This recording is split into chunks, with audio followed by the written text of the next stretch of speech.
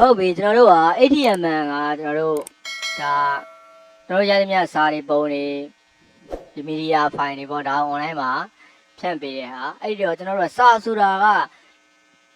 တချို့စလုံးတွေကိုကျွန်တော်တို့ကဘိုးလုံးတင်လောက်ရမယ်ထင်ရှားအောင်လုပ်ရင်လောက်ရမယ်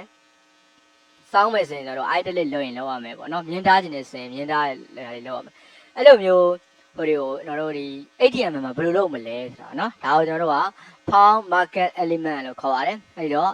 ကျွန်တော်တို့ဒါ title ဘောက် form market element လို့ပေးလိုက်မယ် h1 တဲ့ header ကိုလည်း form market element လို့နာမည်ပေးလိုက်မယ်ပြီးရင်ကျွန်တော်တို့ဒါစလုံးလေးကိုကြည့်ကြည့်အောင်နော် b တဲ့ဘိုးလုံးမဲဆို b1 ဒီဘိုးစလုံးလေးတွေမဲမဲဆိုတော့အဲ့မှာb ဟိုပါပေါ့ b တက်နဲ့ကိုစားပြုမယ်ပေါ့နော် b တက်အဖွင့်နဲ့ b တက်အပိတ်ကိုရေးလိုက်မယ်ဒါဆိုရင်ဒီစာလောင်းလေးကမဲသွားမယ်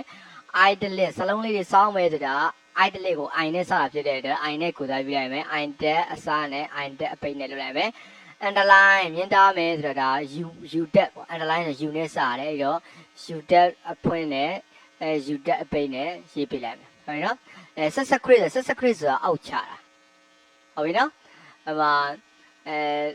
super script ဆိုတာကျွန်တော်တို့ဒါအပေါ်တင်တာဥပမာကျွန်တော်တို့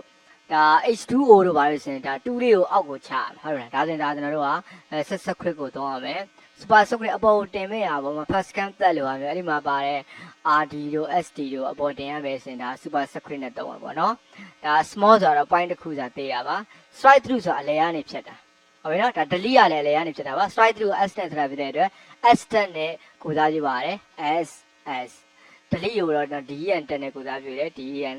အဖွင့်ရယ် dn အပိတ်ရယ်ဟိုဘက်ကလည်း script ကို sub ကိုယူလိုက်တယ်ပေါ့နော် sub တက်အစရယ် sub တက်အပိတ်ရယ် super script ကိုကျတော့ sub နဲ့ယူတယ်ပေါ့နော် sub ရယ် small ကို small နဲ့တိုင်းရယူတယ် okay ဗျာကဲဒီပုံစံလေးကိုကျွန်တော်တို့ဟို run ကြည့်အောင်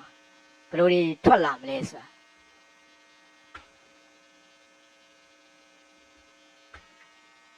တာဒီမှာဘိုးမဲတယ်မဲလေး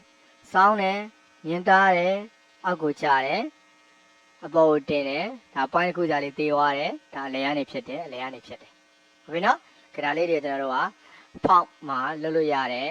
market element လေးတွေပါ okay နော်